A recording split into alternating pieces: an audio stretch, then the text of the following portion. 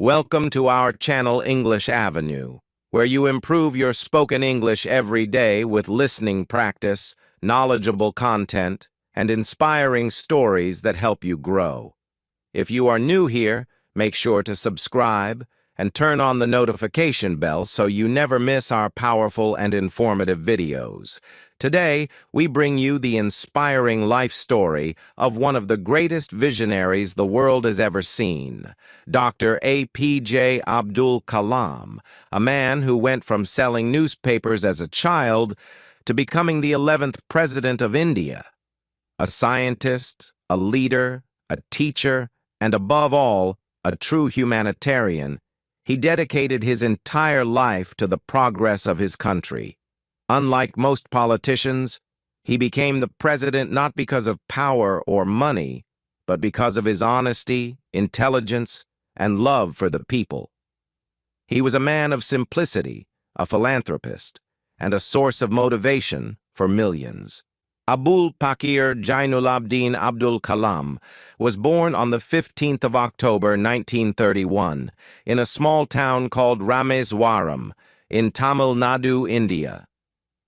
His family was poor, but they were known for their honesty and kindness. His father, Jainulabdin, was a simple boat owner and an imam at the local mosque. He was a deeply spiritual man who believed in hard work and discipline. His mother, Ashiama, was a kind-hearted woman who would often feed poor people in their neighborhood, even when they didn't have enough for themselves. Kalam was the youngest in his family, with 4 brothers and 1 sister. Despite their struggles, his parents always taught their children values of honesty, kindness, and respect for others. But life was not easy. Since they were not rich, young Kalam had to start working from an early age. He would wake up before sunrise to help his cousins sell newspapers. Imagine a little boy, barely 10 years old, waking up in the cold mornings, running from one house to another just to earn a few coins. But he never complained. Instead, he loved his job because it allowed him to read newspapers and learn about the world. Even though his family was poor, Kalam was rich in dreams. From a young age, he was fascinated by the sky, stars, and planes. He wanted to become a pilot and fly high like birds. But he didn't know how difficult that journey would be. Kalam was an extremely bright student. He studied at Schwartz Higher Secondary School, where he developed a deep love for mathematics and science. However, life was not always fair to him. One day, when he was just a child, something happened that left a deep impact on him. At school, he had a close friend who was a Brahmin, a higher caste in India. They often sat together in class. But one day, the teacher insulted Kalam and asked him to sit at the back of the class just because he was a Muslim. This was a painful moment for young Kalam. He couldn't understand why people treated others differently based on religion. But something amazing happened. His friend's father, a Hindu priest, heard about this incident and was very angry at the teacher. He told the school, "No child should be treated differently because of religion or caste. Education is for everyone." Because of this, the teacher apologized and never discriminated against Kalam again. This moment shaped Kalam's entire life. It taught him that knowledge and kindness were greater than any religion.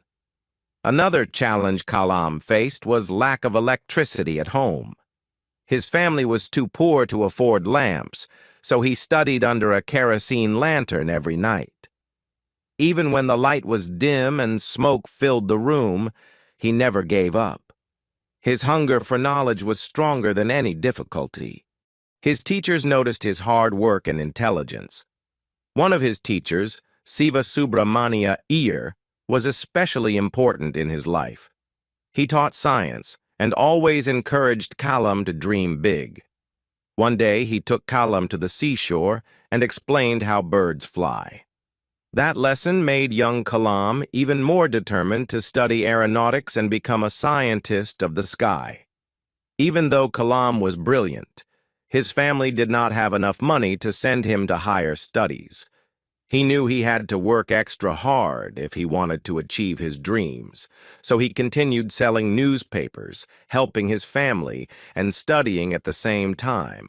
But life tested him again and again. There were days when he had no proper food, no proper books, and no support except for his own determination. Yet, he never gave up. One thing that kept him strong was his mother's love. She always told him, "If you want something, work for it. God helps those who help themselves." These words became his life philosophy. After completing school, Kalam wanted to study engineering. He knew that if he wanted to work with planes, he needed to learn science and technology. His first step was to join St. Joseph's College in Tiruchirappalli, where he studied physics. Even here, he continued to struggle financially. But he didn't just study for himself. He wanted to help his country, his people, and every poor child who had dreams but no opportunities. And this was just the beginning of his incredible journey. But he knew physics alone was not enough. He wanted to learn about aeronautics, the science of airplanes and rockets. However, life was not easy. His family was still poor, and he had to manage his studies and expenses on his own. He would often skip meals just to save money for books, but hunger never stopped him. While most students complained about studies, Kalam was grateful for every book, every lesson, and every opportunity to learn. He would sit for hours in the library, reading about airplanes, rockets, and the great scientists of the world. Kalam knew that if he wanted to work with planes, he had to study engineering. His dream was to get admission into Madras Institute of Technology, MIT, one of the most prestigious engineering colleges in India. But there was a big problem. The fees were too high. His father could not afford it. For a moment, it felt like his dreams were over before they even started. But then, something incredible happened. His sister Zora saw his pain and decided to help. She sold her jewelry to arrange money for his admission. She told him, "This is not a sacrifice. This is an investment in your future. One day, you will make us all proud." With her help and support, Kalam finally joined MIT, where he studied aeronautical engineering. This was the first step towards his dream. But getting into MIT was just the beginning. The real struggle started now. MIT was not easy. The students there were the best of the best, and competition was tough. Kalam worked day and night, trying to prove himself.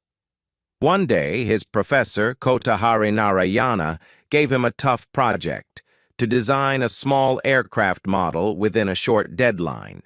He told Kalam, "If you fail this, you will not be able to become an aeronautical engineer." Kalam was shocked and scared, but he knew that this was a test of his future. He worked tirelessly, skipping meals and sleep.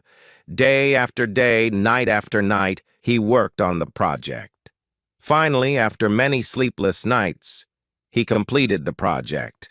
When he presented it, the professor looked at it, paused, and then said, "You have done an excellent job. This is what I call dedication. Keep it up." For the first time, Kalam felt that he was truly on the right path. But life was not done testing him yet. Kalam's biggest dream was to become a fighter pilot in the Indian Air Force, IAF. After completing his engineering, he applied for the pilot selection test. He was full of hope and excitement. He worked hard, preparing for the toughest physical and mental tests. But when the final results were announced, his heart broke. Out of 25 candidates, only 8 were selected. Kalam ranked 9th, just one position short. He failed. This was one of the most painful moments of his life. The dream he had since childhood, to fly high in the sky, was gone forever. For days, he felt lost and broken. He had worked so hard, and still he failed. He asked himself, "Did I make a mistake? Was I not good enough?" But then he remembered something his father once told him. When one door closes, another opens. If you don't get what you want, it means something better is waiting for you. And his father was right. Kalam decided that if he could not fly planes, he would build them. Instead of crying over failure, he chose a new dream. He applied for a job as a scientist at the Defense Research and Development Organization, DRDO, a place where scientists worked on developing new aircraft and technology for India's defense. His first project at DRDO was to design a hovercraft, a vehicle that could float over land and water. It was a challenging project, but Kalam loved it. He put all his energy into it. At DRDO, he met great scientists and learned from them, but deep inside, he still wanted something more. He wanted to work on rockets and space technology, something that could truly change the world. And then, his life took another major turn. In 1969, after years of working at DRDO, Kalam was selected to join the Indian Space Research Organization, ISRO. This was the biggest turning point in his career. At ISRO, he worked under Vikram Sarabhai, the father of India's space program. Sarabhai saw great potential in Kalam and told him, "India needs bright minds like you. One day you will take our country to great heights." Kalam's first major project at ISRO was to build India's first satellite launch vehicle, SLV-3. This was a huge responsibility, and many people doubted whether India could do it. But Kalam was determined. He worked with his team day and night, solving problems, running tests, and making sure every part of the rocket was perfect. After years of hard work, in 1980, India successfully launched its first satellite into space using SLV-3. It was a historic moment, and Kalam was at the center of it all. For the first time, India had proven to the world that it could build and launch its own rockets. Kalam had gone from a small-town boy selling newspapers to a scientist who helped launch India into space. After his success at ISRO, Kalam was asked to lead a new project at the Defense Research and Development Organization, DRDO. His task? To build India's most powerful missiles. At that time, India was not strong in defense technology. Most weapons and missiles were imported from other countries, which made India dependent on foreign nations. The government knew that India needed its own missile system to become a strong and independent country. In 1982, Abdul Kalam was made the chief of the Integrated Guided Missile Development Program, IGMDP. His goal was to develop missiles that could protect India from any threat. He took on the challenge with full energy and dedication. He worked for 18 hours a day, barely taking any rest. His team was small and resources were limited, but his determination was unbreakable. At the same time, other countries were doubting India's abilities. Some Western nations even refused to sell advanced technology to India because they didn't believe that India could develop its own missiles. But Kalam had a different vision. He told his team, "We don't need to depend on anyone. We will build our own technology, and we will make India proud." And that's exactly what he did. Under his leadership, India developed 5 powerful missiles, which made the country one of the strongest in defense technology. These missiles were 1. Prithvi, India's first surface-to-surface missile. 2. Agni, a long-range ballistic missile. 3. Trishul, a short-range surface-to-air missile. 4. Akash, a medium-range surface-to-air missile. 5. Nag, an anti-tank guided missile. Each of these missiles was a huge achievement, but it wasn't easy. The team failed multiple times before they finally succeeded. One of the biggest challenges was the first test of Agni missile. The entire country was waiting for this launch, but at the last moment, a technical failure caused the test to fail. People criticized him. The media questioned his leadership. Many even suggested that India should stop missile development. But Kalam did not lose hope. He told his team, "Failure is not the end. It is the first step towards success." They worked even harder, fixed the mistakes, and on May 22, 1989, India successfully launched the Agni missile. The world was shocked, and India had proved itself as a rising military power. For this incredible achievement, he was given the title Missile Man of India. But this was just the beginning of his greatness. Many people only saw his achievements, but very few knew about the personal sacrifices he made. At one point, when Kalam was deeply involved in his missile projects, his family arranged his engagement to a young woman. The wedding date was set, and preparations had begun. But Kalam was so dedicated to his work that he didn't even attend his own engagement ceremony. His work was everything to him, and he believed that his mission was bigger than his personal life. Eventually, he decided never to marry, dedicating his entire life to India and its progress. Kalam worked tirelessly, sometimes spending days without proper rest. His team members said that he would often sleep in his office chair and wake up just after a few hours to continue his work. He was always the first to arrive at the lab and the last to leave. One of his colleagues once asked him, "Sir, don't you ever get tired?" And he replied, "When you love your work, you don't feel tired. You feel alive." Kalam's genius was recognized worldwide. Scientists from around the world admired his brilliance and dedication. One day, he received an offer from NASA, the world's most advanced space agency. They wanted him to join their team, and they were ready to give him the highest salary ever offered to an Indian scientist. Most people would have accepted such a prestigious job without hesitation. But Kalam refused the offer. This decision proved that his love for India was greater than money, fame, or comfort. One of Kalam's greatest achievements was the Pokhran II nuclear tests in 1998.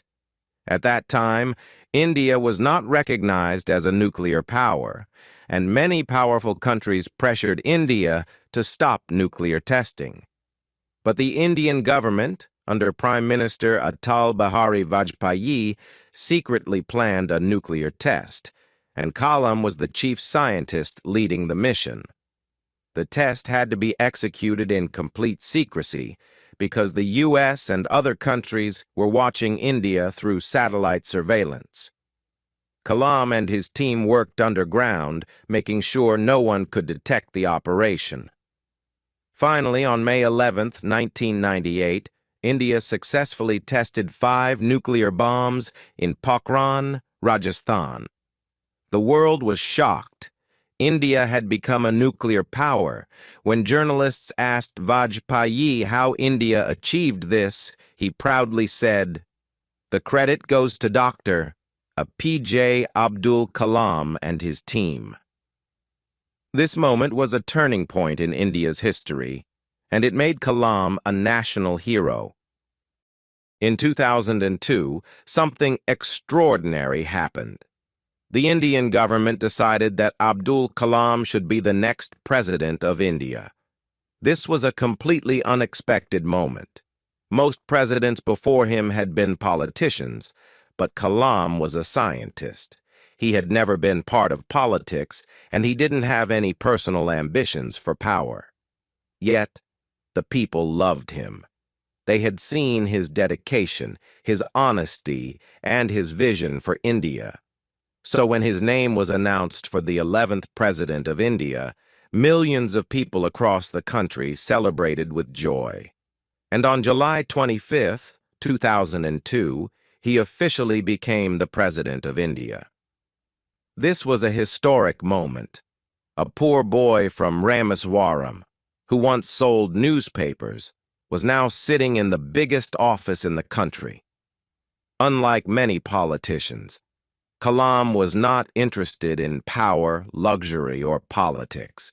He was interested in the people. Instead of spending time in meetings with politicians, he visited schools and colleges, inspiring young students to dream big and work hard. Wherever he went, thousands of children would gather, eager to hear him speak. He always encouraged them to ask questions, and he answered them with kindness and wisdom. One of his most famous quotes was, "Dream is not that which you see while sleeping, it is something that does not let you sleep." He wanted every child to dream big, just like he had dreamed as a young boy in Rameswaram. Abdul Kalam was not just a scientist or a president. He was one of the greatest motivational speakers in the world. His speeches were filled with positivity, wisdom, and powerful messages. Here are some of his most famous speeches and lessons. 1. My Vision for India, 2003. In this speech, he said that India should not be satisfied with being a developing country. It should become a global leader. He talked about 3 visions for India. Freedom. India should never allow any country to dominate it. Development. India must focus on becoming an economically and technologically advanced nation. Strength. A strong India can only be achieved if the people work hard together. 2. You are the creators of the future. Whenever he spoke to students, he would remind them, you are all born with potential. Never let small failures stop you. Each failure teaches you a lesson.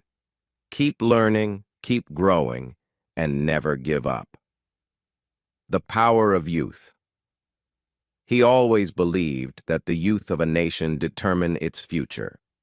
In one of his speeches, he said, "My message, especially to young people, is to have the courage to think differently, to invent, to travel the unexplored path, and to conquer the impossible." These words inspired millions of students, and even today, his speeches are watched and shared across the world. Abdul Kalam received countless awards and honors, both in India and abroad. Some of the most prestigious ones include Bharat Ratna, 1997, India's highest civilian award; Padma Vibhushan, 1990, India's second highest civilian award; Padma Bhushan, 1981, India's third highest civilian award; King Charles II Medal, 2007 UK, for his contributions to science; Hoover Medal, 2009 USA, for his humanitarian work; Von Braun Award, 2013 USA, for his achievements in space science. He was also given honorary doctorates by more than 40 universities worldwide. His achievements were not just recognized in India, the entire world respected and admired him. One of the most incredible honors was given to him by Switzerland. On May 26, 2005, Abdul Kalam visited Switzerland.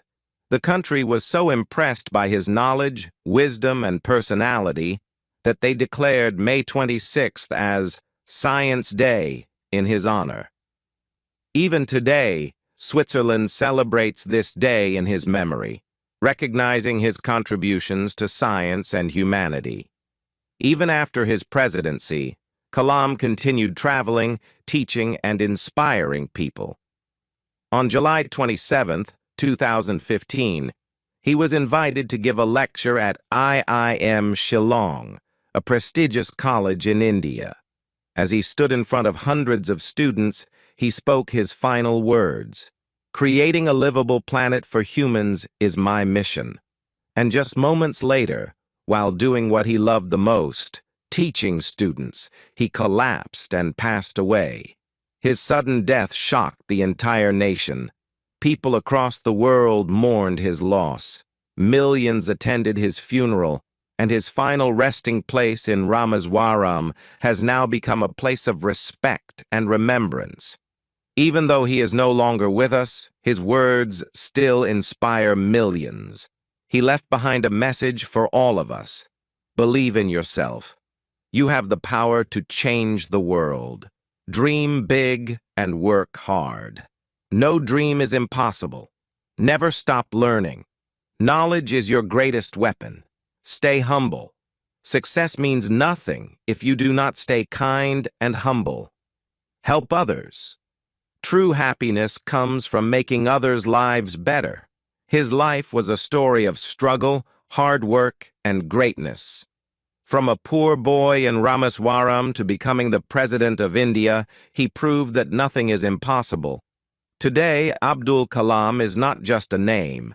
He is a symbol of inspiration, dedication, and greatness. His books, like Wings of Fire, Ignited Minds, and You Are Born to Blossom, continue to guide young minds across the world. His teachings will never be forgotten. His life proves that one person can truly change the world. So let's honor his memory by following his advice, dreaming big, and working hard to make the world a better place. As he once said, "Don't take rest after your first victory, because if you fail in the second, more lips are waiting to say that your first victory was just luck." Let's keep moving forward. Let's keep inspiring the world.